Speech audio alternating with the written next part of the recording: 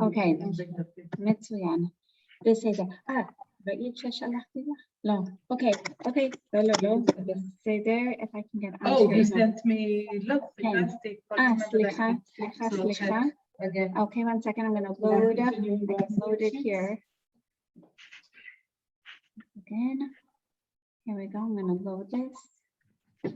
You sent me a mail? I sent you a mail? No, I sent you. מצוין.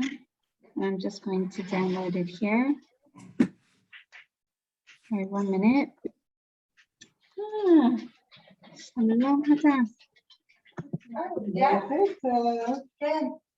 Okay. You know what? Wow. And Bella, slicha, because I left my phone in my car. Yeah. Can I bother you to send it to Hila, as opposed to them? Is that what's there? Okay, what we're going to do is Sarah asked if we're continuing with the Maramot. So what we're going to do is we actually saw many of the Maramot with regard to understanding. And after speaking about Choni HaMa'agel last week, understanding the nature of tefillah, you remember we saw that we still keep a little bit of that rain dance, a little bit of Rabbi Yossi bar Rabbi Hanina, the extemporaneous tefillah, and even though it's very structured tefillah that we have today. What we're going to be exploring now is Lekrat, not just, I would say, Sefer Shemot, but particularly Parshat Shemot. We're going to look at the nature of tefillah based on the Ramban. Now, we already saw that according to the Ramban seems to support the opinion of Rabbi Yossi bar Rabbi Hanina. Tefillah keneged avot tikanun, because throughout Gemara, if you remember the Mekorot, Ramban is the one to highlight the idea of tefillah, again, as tachnunim, as an expression of asking Hashem really for mercy, as opposed to the Rambam, Maimonides, who definitely focuses much more on the aspect of amidah, of a regulated form of service in front of HaKadosh Baruch Hu.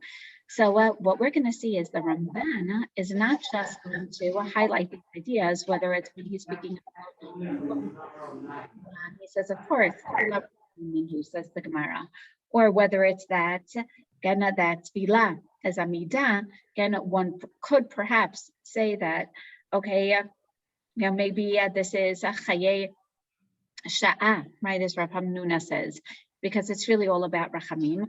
What we're going to see is the Ramban is very consistent in his pirushim on the Torah, and particularly when we open up Parshat Shemot, we're going to see how these ideas of the Ramban are going to be very, very manifest. So I'm just trying to upload for a moment. I'm co-host. Eze Yofi. Hasheila hi em efshar, nachon, em efshar, לפתוח את המייל שלך.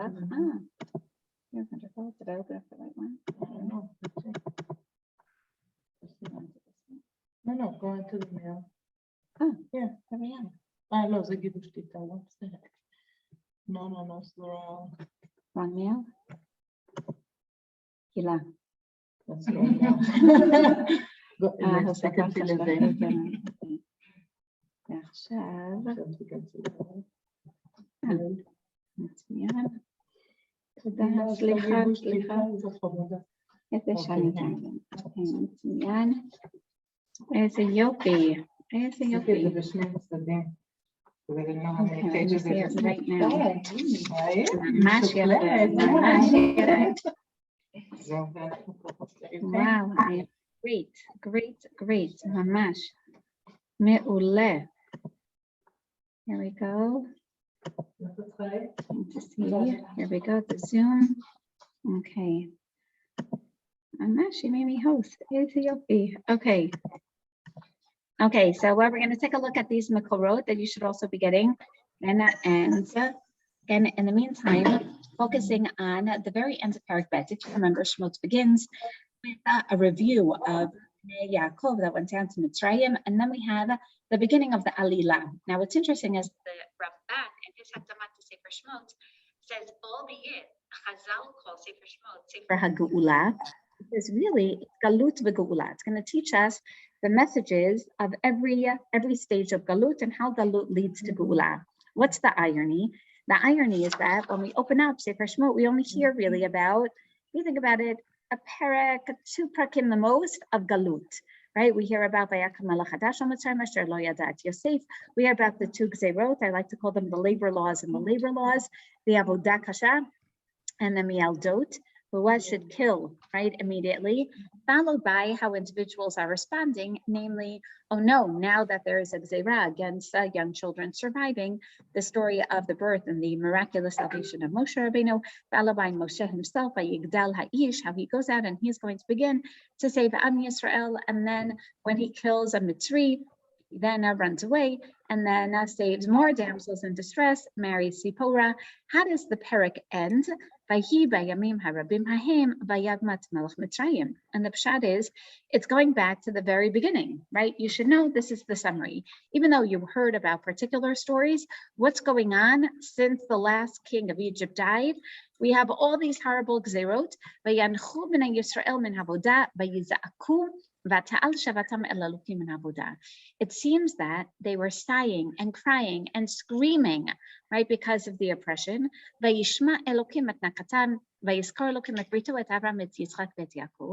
one could argue that Hashem was remembering in almost a passive sense all this time. But then, now that Moshe Rabbeinu is on the scene, like by the story of Moshe, Elokim Gamking, Noda Lo Hadavar, that Moshe is a very moral person, and now we have the perfect intermediary through which the redemption is going to take place. So what we see from here and from these psukim is that there was a lot of crying going on. Hashem then remembers the Brit of the Avot, and now that there's Moshe, Perek Gimel, as you know, begins with the Ma'amad of the Sneh. HaKadosh Baruch Hu is going to appoint Moshe through whom Yetziat Mitzrayim is going to take place.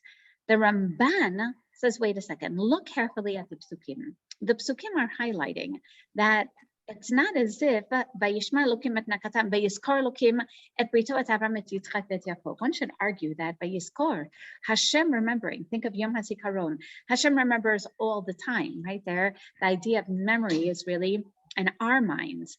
So Vayiskor Elokim, that was happening from the moment that Elokim gave the Brit to Avraham Avinu. Rather, the Torah is teaching us an invaluable lesson, namely that when is it that the Brit is going to be actively remembered and not passively remembered?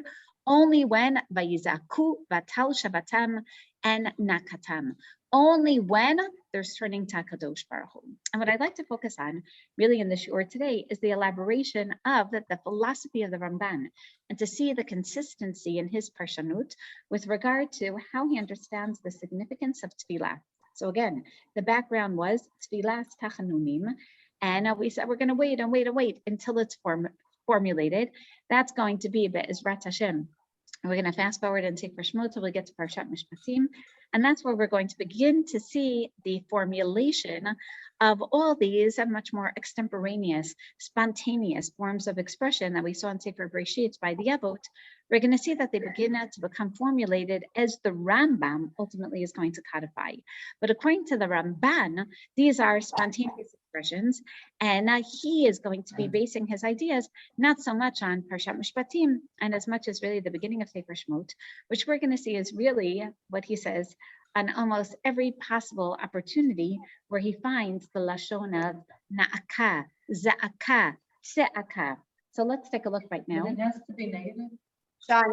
Low. As you're saying it, no. Bella's asking, does it have to be a negative crying out? They're crying and yelling and screaming out to God. But Right. There could be a positive one, even. There could be positive. And that's positive. Not as positive. Yeah, but that's it. Tefillah. That's not a zakah.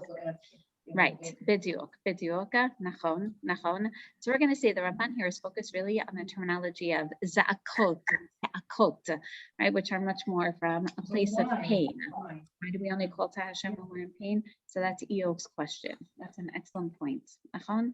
And Bella asks, why don't you call Hashem when everything is good? Yes, sorry, Hinzi. Also, when you talk about the fact that it says that Hashem remembers, so also because of the Brit of Abraham and everything, that had to do with that. So when we start, when we say Shmona Esrei, I always thought like when we say, Baruch Hashem Elokeinu v'Elokei, Avotenu Elokei Abraham, Yitzchak v'Yaakov, is it also because to remind you of the Brit? I always thought it was just like so that in their merits of all the, Oh, good things Hindi, that they do.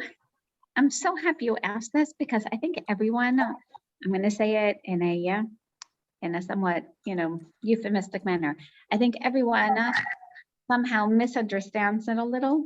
And you're 100% right. Kol hakavod for paying attention to this. When we talk about zchut avot, right? Hinti says we use that term, and we think that it means the merits of the avot, right? Because Avraham Avinu was willing to sacrifice Yitzchak. That's not what Chazal mean when they mean zchut avot. When they mean zchut avot, even though there are times that we talk in our tefillah about and Kishema, Abraham, right, was willing to sacrifice, but rather zchut avot is synonymous with brit avot, right? And it's in the merit of a covenant that you made with the avot. So yes, when we open up Shemona Esrei, we're not talking about the zchuyot necessarily of their individual masim. We're talking about a national covenant that HaKadosh Baruch Hu created and forged with Avraham, Yitzchak, and Yaakov that exists till today. Thank you. So again, going back just for one last time, and you can look at the source sheets. Again, I see Sarah has them from last week as well. When we discuss in Masechet Ta'anit, the whole nature of Tefillah, that's where Chazal will talk. Also, Lavdo b'chol levavchem, and we'll see this even more next week. Zohi avodah shebalev, zohi Tefillah, right? So Tefillah is associated, as we said, with avodah, but this is an interesting idea, and I think that the Ramban is going to highlight this as well. When you think of avodah, really, what do you think of? Work, meaning who's doing something for whom? That's a work. That's work. Nachon, meaning, am I working for someone? Video. Yafeh ma'od. Meaning, we'll even talk about it as, again, Bella said it perfectly. I'm working for someone or for something, but it's always for some, right? Meaning, avodah is usually korbanot. Yafeh, meaning it's generally associated, avodah, with some aspect of nitina, right? I'm giving up myself. Again, just like Becky said, again, could be a korban. Whereas what is tefillah? Nachon. What is tefillah? Meaning it's nitina to get something. Nachon. Nitina shel tmura, right? Meaning I'm giving so that I'll get. Nachon. That's what avodah is, right? But you're giving the You're doing your avodah for yourself. Yafeh. In the end, I benefit from it also. Yafeh. But you're also giving. The idea of tefillah is you're giving in. Yourself. Mitsuyan. Think about it. When I daven, you're right, I'm giving something to myself, but it's more for what? What am I really? Showing God that we believe in Him. I'm showing God that I believe in Him, Yafeh. And it's also kedei lekabel nachon shefa me'et HaKadosh Baruch Hu, right? I'm also doing this to strengthen my relationship with HaKadosh Baruch Hu. Right. But that's giving. That's not getting. Nachon. So what the Ramban interestingly says, and by the way, the Maharal asked this question, and he says, "V'chi anu notnim lakadosh baruch hu dvar ma b'shat tefillah." Are we actually giving something when we daven? Could be that we want something. Nachon, in return, we're not giving when we daven. Where it's not like giving a korban. I'm just opening up my mouth. I'm not giving anything to Hashem. So you're right. Rav Kook will talk about what do you mean? You are giving. You're giving of your kavanah. You're giving of your relationship. Yesh. But just to keep in mind that the Maharal asked this question, and the Ramban, interestingly, and we already are so much familiar, but after today, hopefully we're going to be even more familiar with the philosophy of the Ramban. The Ramban, for example, in his Igeret to his son, he wrote an Igeret to 17-year-old son about Kedusha and about the proper way to relate. So he begins by saying to his son, Tikra Igeret hazot pamachat b'shavua lefachot, right? Meaning read this at least once a week, and kedei v'lo tepachet kedei l'kaima u'b'chol yom shetekrena ya'avor min hashamayim kasher ya'aleh al lebcha l'shol ad olam amen salah. Right? What does he mean when he says u'b'chol yom shetekrena ya'anucha min hashamayim? Every day you're going to to call out Hashem, b'diuk. And what he means by this also is, you have to read the Igeret, you have to fulfill the words of the Igeret, and gena v'chol yom sheyikra'ena, gena shamayim will answer him, right? Well, basically, that's not like a huge haftacha to give. It's like But saying, it's true, because but it's if you're true. tuned in to the right tachana, you hear things from, אפילו אם זה דרך בני אדם, מצוין. שליחים. Mitsuyan. Sabella is basically saying exactly what the Ramban is saying. The Ramban is saying, if you would put the Ramban on the stand, you would say, Ramban, do you really believe that when you call out to Hashem, Hashem is going to give you something in return? He would say, yes, of course. And by the way, wow, look at such balei emunah that, by the way, I'm not sure the Rambam would say that. Nachon? Everyone see that? Nachon. According to the Rambam would say, who cares? Nachon meaning not about getting something from Hashem. It's about But that's like serving God. knowing from the beginning that if I daven, then he's going to answer me. That doesn't sound right. In other words, it takes away from my davening if the whole reason I'm davening is to get something back from Kodesh Baruch Hu. Becky, I was so hoping you would say that, because Becky is always behind Midian. So I want to thank you, Mitsuyan. So that's really our challenge today. Next week, Becky, we're really going to focus on the Rambam. Today, we're focusing on the Ramban, trying philosophically to understand the Ramban a little more. And if we do, again, if we look at him based on his Perush on Sefer Shmot, and as you see, it really goes back to Sefer Breshit, then we'll be able to appreciate this a little more. And what's interesting is that we're going to talk about how Tfilah, to a certain degree, really replaces Nivuah as well, right? The direct contact with HaKadosh Baruch Hu. And again, and we see, especially in Yirmiyahu, Yecheskel, I'm going to say promises, but the warning of the waning of Nivuah. And we also hear, speaking about about Nivuah, and we also hear that Nivuah is a way of also commenting on previous events in history. So, for example, we're going to be reading as the Haftorah Yecheskel Perek Chaf. Yecheskel Perek Chaf brings us back to Mitzrayim, and he tells us that Am Yisrael, and it wasn't just that they were immersed in hard work.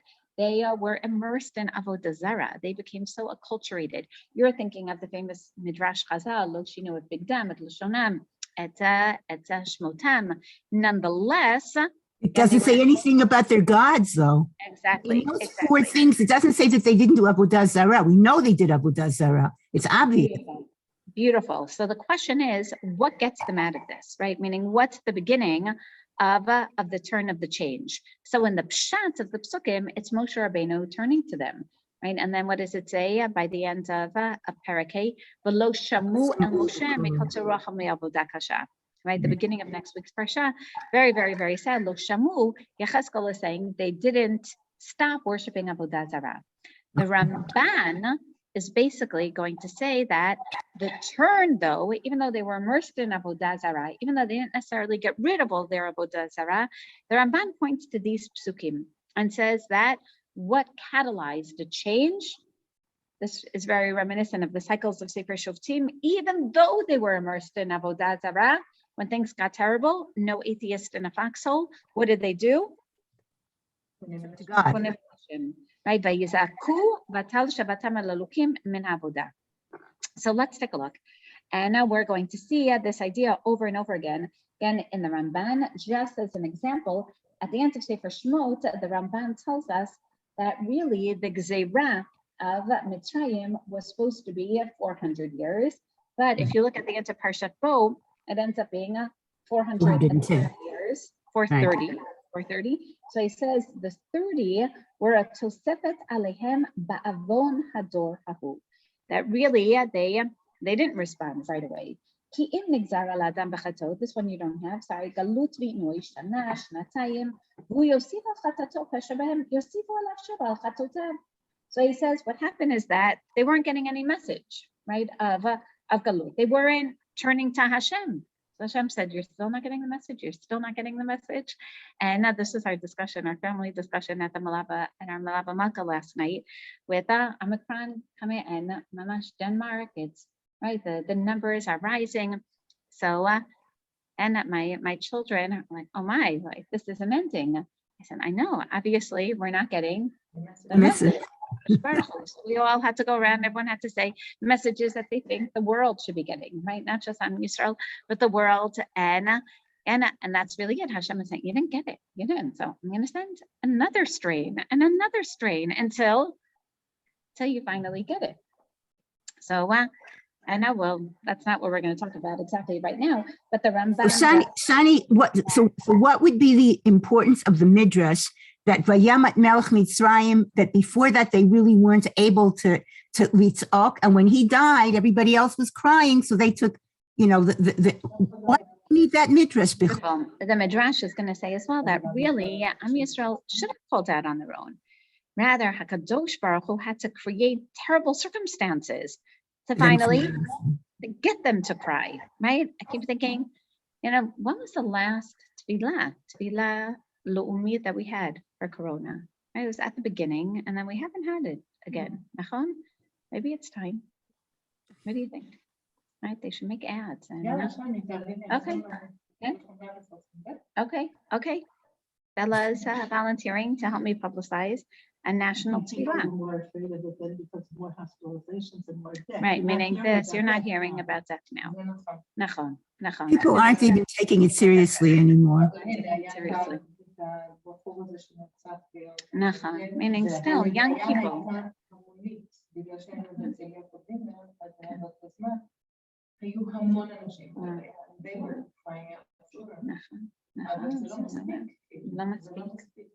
So that's exactly what the Ramban says. He says, "Ein shum hatacha shelo yigrom hachet levatala ela b'mkom hashvuah."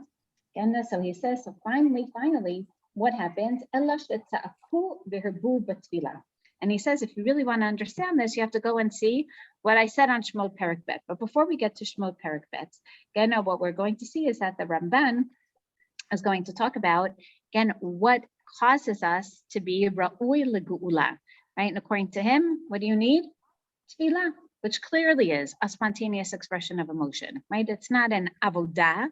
Again, rather, it has to be against tefillah. Mipnei shataka kibela tfilatam barachamim. And the truth is, I'll speak about this also. And HaKadosh Baruch Hu says, "Ematem mitpalalim az vadai shani shomea."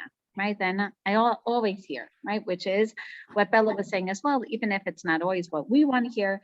And so same idea. Avotechem shenishtabu b'Mitzrayim lo b'tfilah patiti otam shene'amar v'yanchu b'nei Yisrael min avodah v'yizaku, meaning it's asked lo b'tfilah patiti otam. Don't you see that it's all because of tefillah? And what's interesting is that Rabbeinu Bachaye, one of the, I would say, primary Talmidim of the Ramban, he also says, "Lelametcha she'ein tfilato shel adam shlema, ka'oto sha'a shehu mitpalel mitoch hatzara v'hadochak." That Kadosh Baruch Hu puts us in these pressure situations in order for us to daven shehi yoter mekubelet v'hi ha'ola lefanav yitbarach, because tefillah mitoch tza'ar v'ativat hanefesh hi hanachneset lefanav el hechal kadsho yitbarach. So let's take a look at the basis, really, about the Ramban and Rabbeinu Bachaye, which, as we see, is really in the Pshat, right? That the Vayishma Elokim came because of the tzachut of Am Yisrael. The question is, why is that considered a tefillah shlema, right? Why can't I have a tefillah shlema, like Bella said, mitoch hatov, right? Or even mitoch norma, whatever that is, right? Why does it have to be mitoch hadochak? So that's what we're going to take a look at now and try to understand a little more. Again, as I'm going to skip around even over here in the middle row. More focus. Okay, more focus. So Sarah says because of the focus. And we're going to see other possibilities as well. What do you mean more focus? So you have it, Sarah. You're very, very focused. But you have shefa shel tov, so you're not mimukad of this or that particular thing. It's bigadol. It's a different kind of kavanah. But that's like the tamid. Now, when you said about the korbanot, we have the tamid every day, right? And we do say the shachar every day. So you have all your arms, your legs, whatever, your clothing. You have things every day. And you say the same kavanah as what you say when you have a tzara and you're mamash metaben. Right, you're mechaden for a tefillah for that tzara. So Sarah says that the reason why the spontaneous tefillah is the more powerful one from tzara is because it forces you to focus on that particular tzara, right? Hashem But is then you're basically saying- focusing on your negative. So Bella is saying, then we focus on the negative. So let's take a look and see how the Ramban understands this. By the way, you're bringing up exactly, again, the tension that you're supposed to feel. So we're going to skip for a minute, take a look at the Ramban Ashmol Parchapet Pasuk Chaf with regard to the tzaka and the mitzukah, the distress of the ger, yatom, and almanah. Right? He says you're not allowed to, right? What does the Torah say? Gan lo tonu et hager. You're not allowed to cause any oppression, right, to the ger, and for that matter, the yatom and almanah either. Ki gerim hayitem be'eretz Mitzrayim. Lo huchsharu kol hagerim ba'avur heyotenu. Gerim be'eretz man. Ve'in tam shiyu muftachim la'olam ba'avur kena. And Rashi says that's why. Again, we have a mitzvah lo tonu oto, yaser shelo tonu otam bo na'at varim. Meaning, don't remind them of their past. Because if you oppress him, what can he do? Press it back. He can oppress you back. How? You also were gerim in Mitzrayim. So all the more so, anything bad that we shouldn't project to our friends. And even Ezra says, Ramban says basically in short, I don't like these explanations, right? Why? And I understand it, right? What is the Ramban saying? Is that really going to bother you? I say, you were also given, right, hundreds of years ago. Right? Okay, so what? I'm talking about, you and here and now. So he says, "V'hanachon ve'inai, ki omar, lo toneger, v'lo tochatzenu." What's the real reason? V'tachashvu she'en lo matzil mi'atcha. What gives people the sense that they can oppress the ger? I have strength, you don't have strength. Why doesn't he have strength? The ger. He doesn't have anyone in his corner. And it's sad, your heart wants to know. He doesn't have mishpacha that will stand up for him. Think about that, right? I had a student who was a gioret from, this is beautiful. She's from Sweden. He's from one of these African countries, Nairobi. And so she is like white as ever. He is, and she just gave birth. And I realized it hit me that she's all alone in the hospital. Like my mom, like no one. So I came to be with her. Meaning there, my mom, like no one, and her husband like doesn't know what to do. And then I realized, I brought over baby clothes, and it hit me afterwards. I said, she changed her name to Hannah. Not beautiful, Hannah. And do you need anything else? And it hit me. I'm just going to share this with you. She said, actually, I don't have any undergarments. Oh my, why didn't I think of that? Meaning, who thinks about these things? Your mother. First, I thought your mother. Mother, big deal, girl. Start getting, okay. And I realized that, oh my, so sad. She has no one thinking about these little things. And that's exactly the guy, right? He has no one to stand up for him. And take a look at this.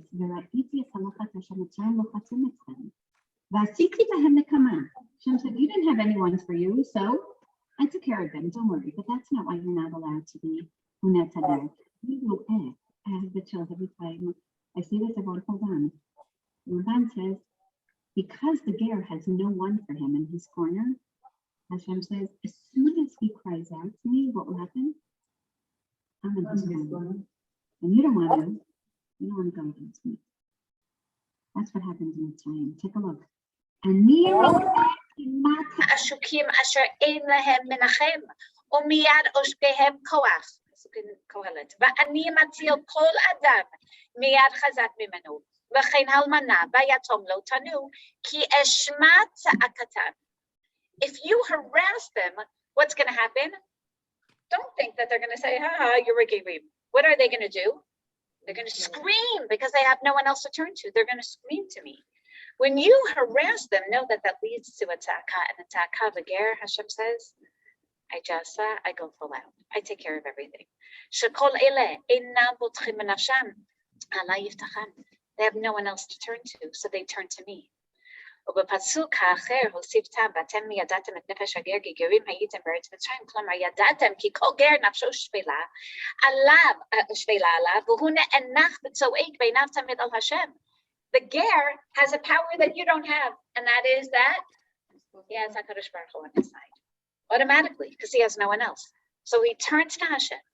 And because he always turns to Hashem, because he doesn't have anyone else to turn to, and I'm always there, v'yirachim alav kasher rachim alechem, כאשר רחם עליכם, כמו שכתוב, וינחו בני ישראל מן עבודה, ויצעקו בתל שבתם על אלוקים מן עבודה, כלומר לא בזכותם, רק כאשר רחם עליהם מן העבודה.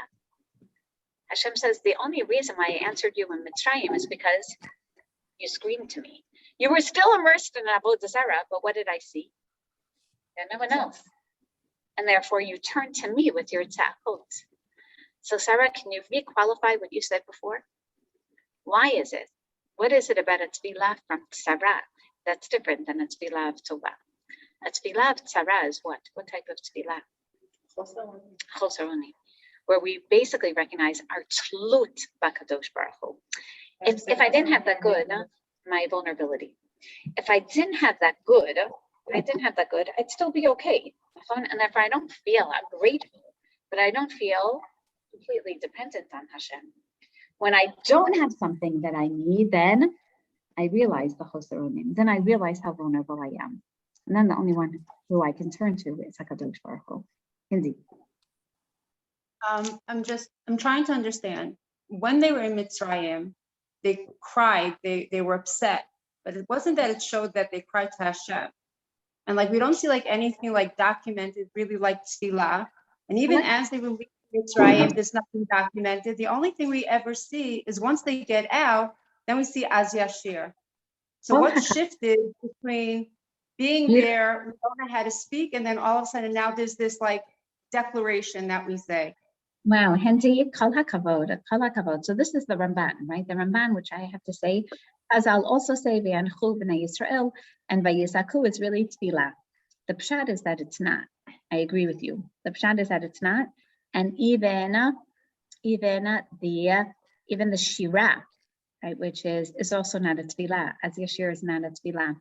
The first tefillah, then, from the time of the avot, is going to be, right, one can say the first tefillah, even from the time of Abraham and Avimelech, is going to be, anyone know which tefillah we're going to spend a lot of time talking about? That's really a pshat, the first tefillah. Nah, what are you talking about? Which tefillah? Tefillat Moshe, Hashem kal rachu b'chanun. Hashem's going to teach Moshe the art of tefillah. Isn't that beautiful? Am Yisrael really don't know how to daven. And part of it is, for that matter, they don't know how to speak. Because they're first becoming an they don't know what They don't have a language. unified way of turning to Hashem is an Nachon. Now, even this, so again, so Hindi's right. Hindi, and Imshat, they're not turning to Hashem and Tefillah.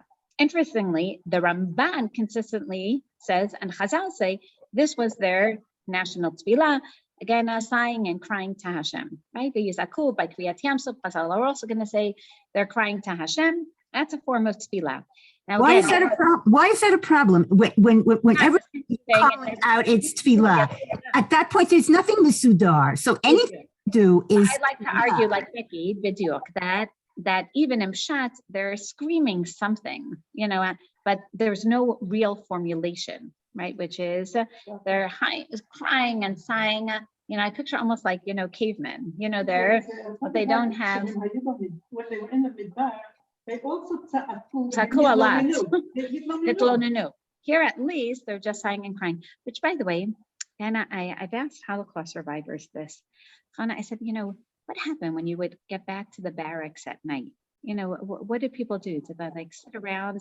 Because I think I must have shared with you once that I have all these, I call them my Holocaust nightmares, dreams, whatever they are.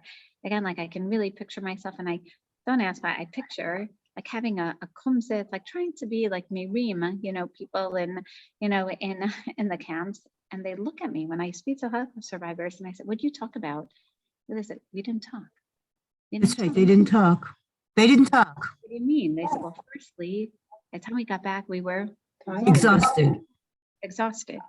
Right. And even when the words, they said, if you would speak about something, then it made it real.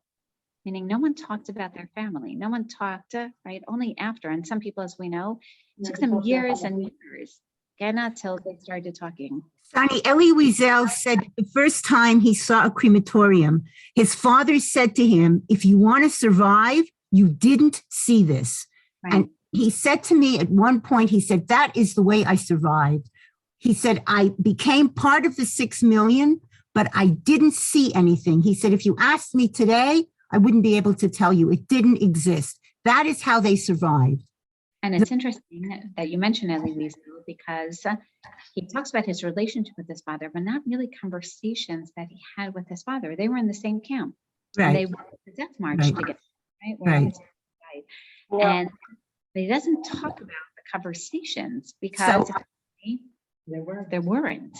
But I spent an evening with Elie Wiesel. He was in my house, my parents' house one Friday night. We stayed up all night talking. And this is what he said to me. He said that was the first and the last time that he saw his father said to him, you want to survive? You don't see. And that's the reason they didn't talk, because the minute you talk, it becomes something real.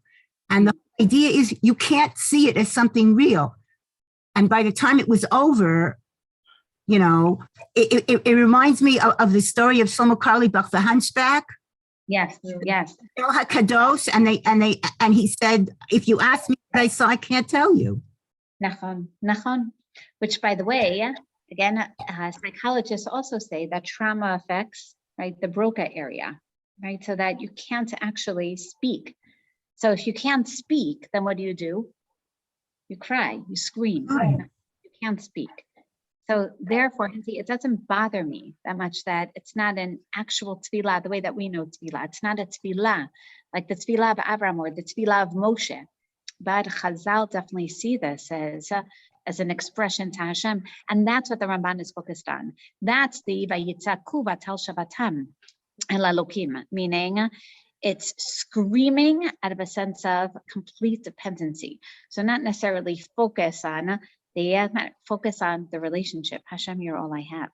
So let's see this consistently, right? For example, later on in Shmot Parachat Pasuk, we see the exact same idea, and it says that if you take the beged of an ani as collateral, you have to return it by the evening. So that By the evening, right? You can sleep with it, because if not, then he's going to call out to Hashem. So once again, he says, right, Rashi says, Manot Hanoto, Harizim Ekra Katzar, Lo Perushan Sho, Lo Perusha Onesh. So if you're Tanoto, then in the end, Hashem is going to punish you, but it's not clear. And again, the same idea. The Ramban says, no, it's not about something specific.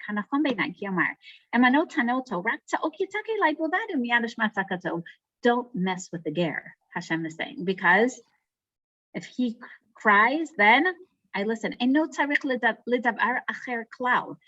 have to do anything else. Apparently, he doesn't even have to say anything. He just has to scream to Hashem. The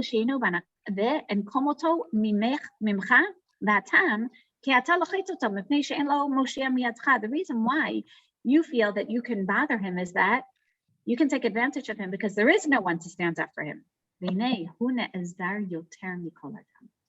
Hashem says, I'm actually here for him more than anyone else. And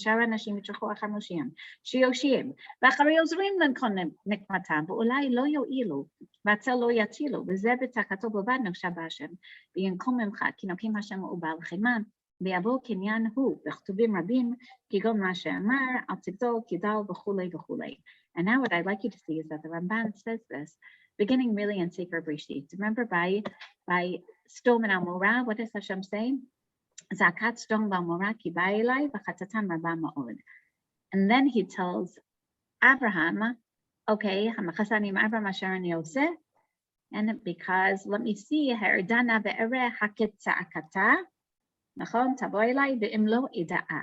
So what is this all about? The Ramban says that's even the zakav stom and amorah is the zakav ashukim. She is a ku. בישוע זרוע רשתם, והיא ראוי שיאמר כתוב זקת סדום ועמורה, שמעתי, כי רבה, או שיאמר זעקת סדום ועמורה רבה וחטאתם כבדה מאוד. אבל לעניין הכתוב זעקת סדום ועמורה וחטאתם שגדלו מאוד, אראה ואראה, אם כולם חטאו בהם, ואם לא, אדעה מי החוטאים בעניין הרעידה והראייה. That's Rashi, who says, בדרך הדרש לימד שלא יפסקו דיני נפשות אלא בראייה. And Rashi learns from here that you have to go down to see something yourself before you indict someone. מעל דרך הפשט. מפני שרצה הקדוש ברוך הוא לגלות לאברהם עניין סדום ולהודיעו כי אין בהם עושה טוב. אמר אליו זעקת סדום ועמורה כי רבה ארעד לראות, כלומר באתי לשפוט את חטאו, אעשה בהם קלה, ואם לא אדעה מעשה בהם. ופקדתי בשבט בשם ובנגעים עוונם, הודיעו כי אין עוד נגמר דינם, כי עתה יפקוד עוונם וישפוט אותם. This is so powerful. The Ramban says, wait a second, before I go down to punish them, what do I have to see? That's really I have to see that it's real. What will tell me if it's real? Zakat sdom amar. Let me see if it's a zakah that's coming from oppression. If there are people who are really being oppressed by everyone else in Sdom, then I'll know to punish them. Okay, but you don't see the oppressed being saved there. Who are the ones that are Beautiful. awake?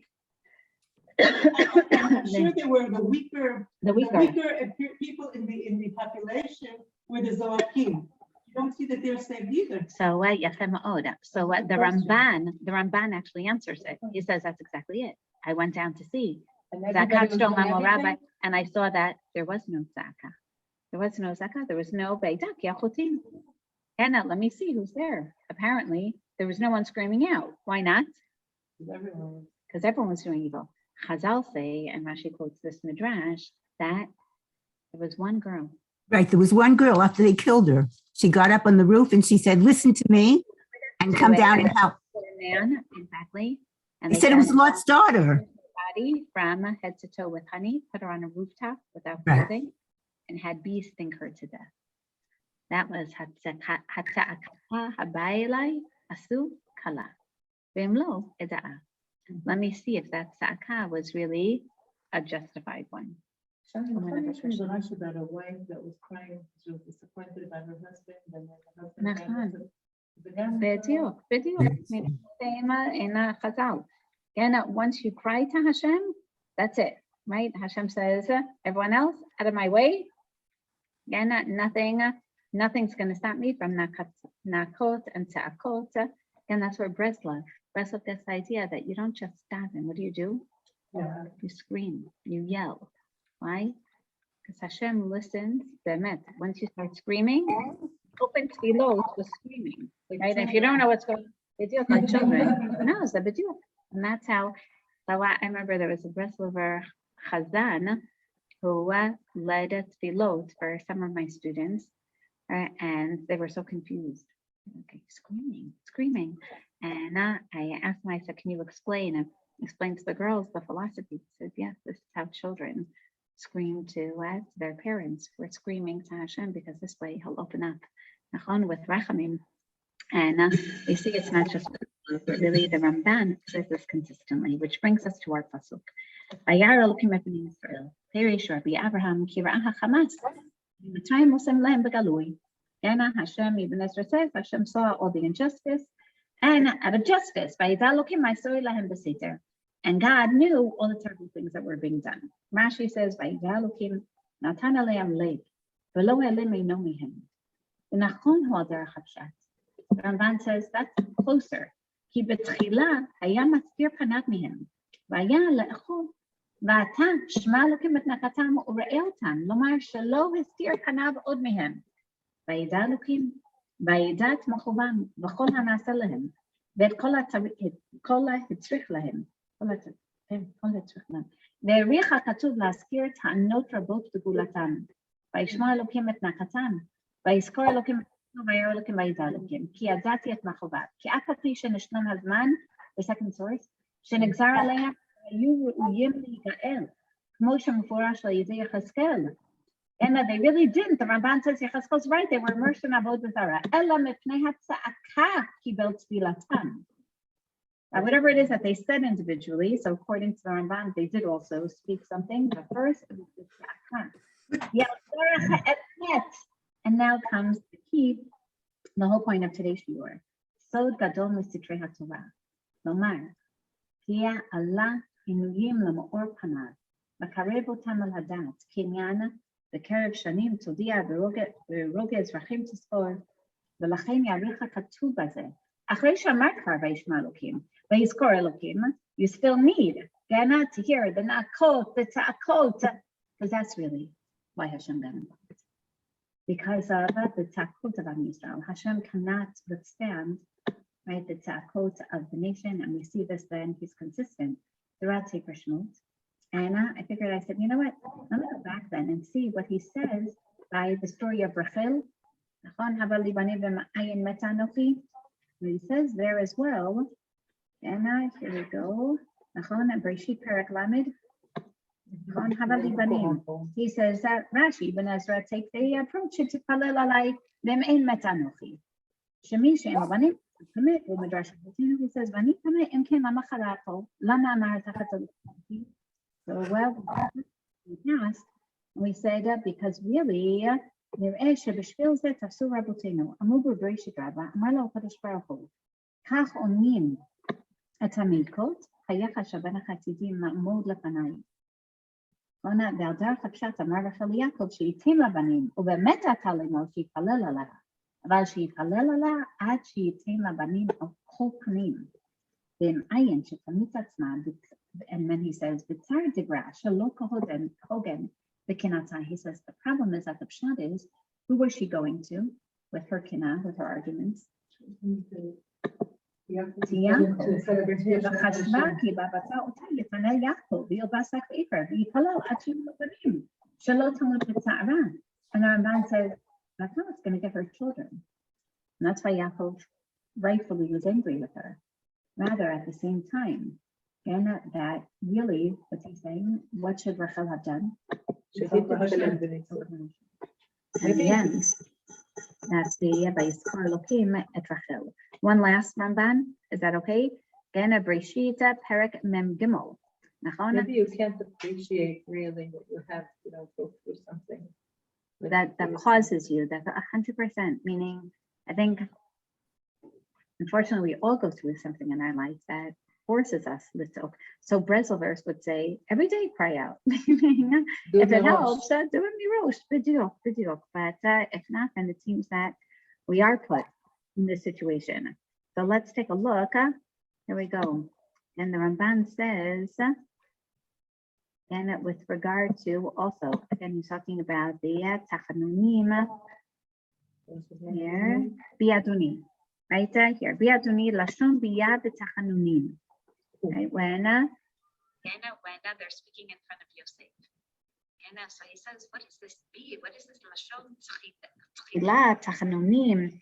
So he says, K'mo she'amar harav, aval hi lashon tza'aka v'taromet al sheber ve'al ivut davar. When something is so broken, when something is so crooked, k'gon milat avui, he says that's be, meaning something is wrong here. En lecha kol makom u'makom she'en lecha mamuna al biyah shelo. Again, whether it's agrikus b'medina mamuna al biyah shelo. And he brings examples of how this terminology is used. Why? And to teach you, HaKadosh Baruch Hu רוצה לומר שבכל מקום יש איש ממונה על הצעקה ועל העיוות. HaKadosh Baruch Hu ממונה על צעקת השוקים בעולם. הצועקים בי. ועוד לפנינו בפרשת ויגש. אמר לו יהודה ביאדוני, אתה מעביר עלינו שכך אמרת לנו ואשימה עיניי עליו, זוהי Hasamat ayin, right? You're paying attention to Binyamin, and now you're convicting him. So what does it mean? Biya adoni, right? We have no one else. Tachanunim, and that's the idea of literally calling out mitochat bachot, and he uses all the other examples here. Vatan asebi mashetirtze, v'tishma'ini. ואם כן, נכון הוא שאמר אדם בי אחי או בי שמעוני ולא מצאתי שתבוא מילה בי רק אדוני. Therefore, it's not just בי אדוני, you have בי, he says a lot, in order to teach us this terminology of literally screaming out with a tachanunim. what the Ramban is basically teaching us is that it's not just a spontaneous expression of emotion. Rather, what does Hashem respond to? Complete dependency and tzedakah, right? Like imagine it, like a baby crying. That's really the point. And therefore, Allah, I just want to end with a few other makorot, not necessarily the Ramban, which really helps us understand this. According to the Ramban, the tzedakah is different than a regular tefillah. In what sense? Tefillah is composed, tzedakah, think even of a scream. A tzedakah is like the shvarim, right? Right, the screaming out, the non-formulated type of tefillah. And that really is an expression of a broken heart, right? Of a leiv nishbar v'nitke. Again, that Elokim lo tivzeh. And therefore, you see, now one understands based on Chazal, when it says, remember the very difficult midrash that we learned that HaKadosh Baruch Hu puts the nashim, the imahot, as akarot, because he ohev the tefillah. So now we understand it's not lo ohev et tefillah, hu ohev et tzedakah. He loves the tzedakah. He wants that level of distress where we realize that we have no one to turn to other than HaKadosh Baruch Hu. And that's why the Ramban ended his words on the story of Rachel with, again, this tzaddiket, b'ro tasha lo tochal lisamech al tfilat Yaakov, shava likalel al atzma, el shomea, doesn't say shomea tfilah, el shomea, tzedakah. Turn to, and the end, you had the shomea tzedakah. And now we understand, again, this idea, he's not just choosing this term because it sounds nice. He means it, that Elokim heard the tzedakot. And also in Masechet Megillah, we see a similar idea by David HaMelech, who we know David is called the Ish Tfilah, right, in Tehillim itself. And now the Maharal explains this as well. Why is he the Ish Tfilah? Not just because he composed all these Mizmorei Tehillim, but because he also knew how to cry out to Hashem. Right, not just with words. So Rabbeinu Bachai says, if the Ramban says that this is the precedent for Sefer HaGalut v'HaGeula, and what do we see? That in every time of Galut, what ultimately is going to bring Geula? The tzedakot. He says that's why Hashem is going to put us right before Geula in a terrible, terrible situation of terrible lachatz, of terrible tza'ar, and so that we have no choice but to Mifnot Elam. And by the way, we always say that there are two ways where Geula can come, right? Bi'ita achishana, yafa ma'od. Bi'ita im lo zachu, achishana im zachu. Meaning, if we have the zchut, if we turn to Hashem on our own, mitoch tova afilu, then great. But it seems, Rabbeinu Bachai says it can't happen that way, right? Meaning that you still need a tzedakah. Definitely, if you understand bi'ita, that if it's bi'ita im lo zachu, so how is Hashem going to bring Geula if we don't have a zchut? Hashem is going to make it so bad. Now what are we going to have to do? Scream and cry out. Hine. Everyone's going to say, Olam bipucho. So I say, okay, so what are we doing to change this, right? Chinuch. And I'm not saying to stop chinuch. Again, definitely continue with chinuch and creative means of chinuch, and to not stop talking about this, right? Raising a proper next generation, nachon. But at the same time, Rabbeinu Bachai says, here we see that Hashem is going to put us under lachatz in order to have a tzedakah. In hatshua bali Yisrael kim bizman shehem betachlit hashiflut. And therefore he says, because what happens betachlit hashiflut? As einan tolin, he says, "Kol shman she'enan betachlit hashiflut, as einan tolin b'tchonam b'Hashem, v'choshvim tachbolot linatzel mipach yakush, ayedei tachbolot enoshiot, ach sheyiru ki azlat yad hishtadlutam ve'eno zer v'somech." When we realize that we've been trying and nothing's helping, then as einehem nosot el v'kro elav be'it hatzar lahem v'Hashem shomea. And therefore, what we see is, number one, we have to recognize, meaning you can't feign, you can't fake a tzedakah, right? So what's really stage number one? Stage number one, and this is going back to the first Ramban, he says, why were 30 years ended? Because Am Yisrael they were so, I'm going to even say, numbed by the situation. They became so accepting of the status quo that it didn't have any. Considered it normal. Exactly. Right? The question is, normal. are we pathetic, or are we going to recognize how terrible things are? The first stage is cognizance, is simply to recognize it. When you recognize how terrible something is, then what do? You act, Before you act. you cry. Well, you call out, That's exactly it. And then Hashem says, you finally got it, and there's no one else to help you. And that's why you're screaming out to Avinu Shebashamayim. Okay, everyone out of the way. Now, Vayida Elokim. Now Hashem knows the time has come for full Geula. Shani, that's probably the reason why so many Germans did not leave Germany. They saw the Matzav already from 33, that it was, it was already a normal Matzav. And they said, okay, at some point it's going to end. Hitler's going to go away from power and go back to itself. I mean, I know that that's how my grandmother felt when my father came home and he said to her, listen, my teachers in the gymnasium told me to leave. And she said, I'm a nurse. Don't worry about it. I work for them. Everything is fine. We're protected until Kristallnacht. And that's when, Nafal ha'asimon, that it can't get any worse. And they still didn't leave. Right. Already they couldn't. Nachon. You're right. So But my father said one thing. My father said that the time they really cried out was during davening. He said, that's the time. He said, when they were davening, that was the only time they really had. And he wasn't really in the Shoah. He was in Buchenwald. He was before. He got out in 39.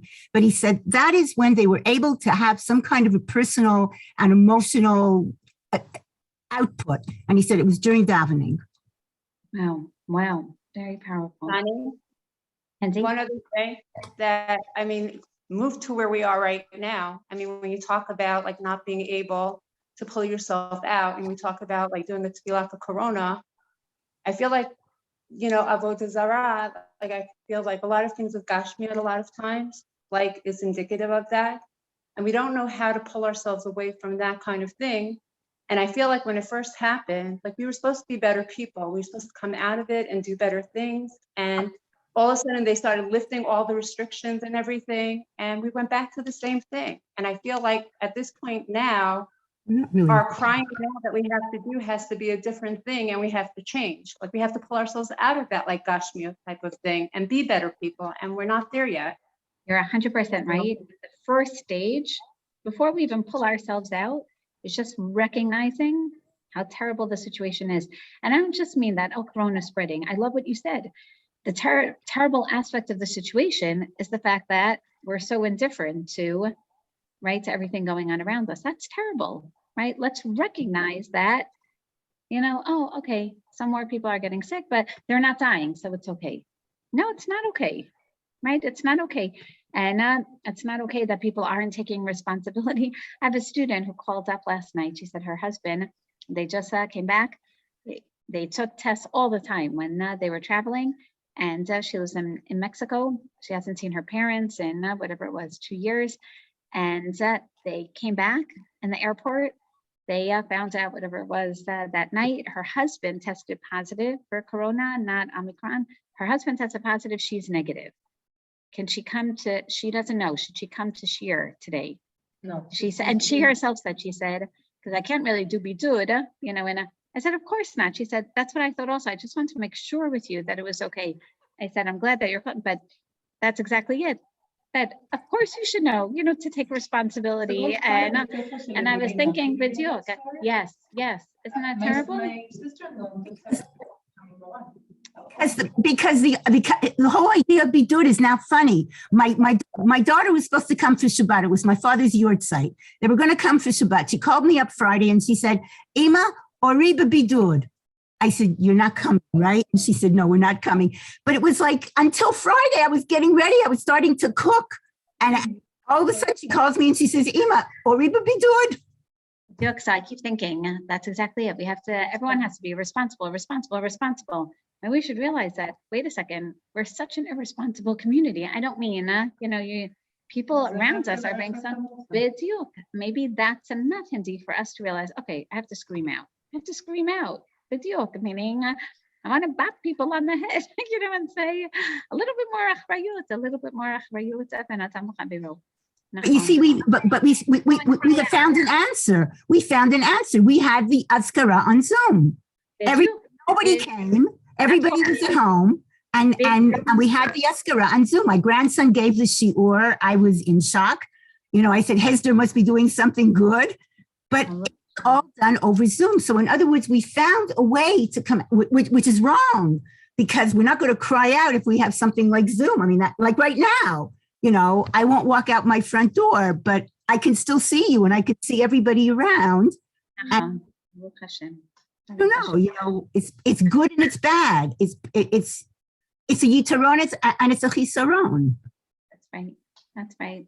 Okay, we should all Hey, have guys. an uplifting week, Bezrat Hashem. Shabbat tov. Take care. Thank you.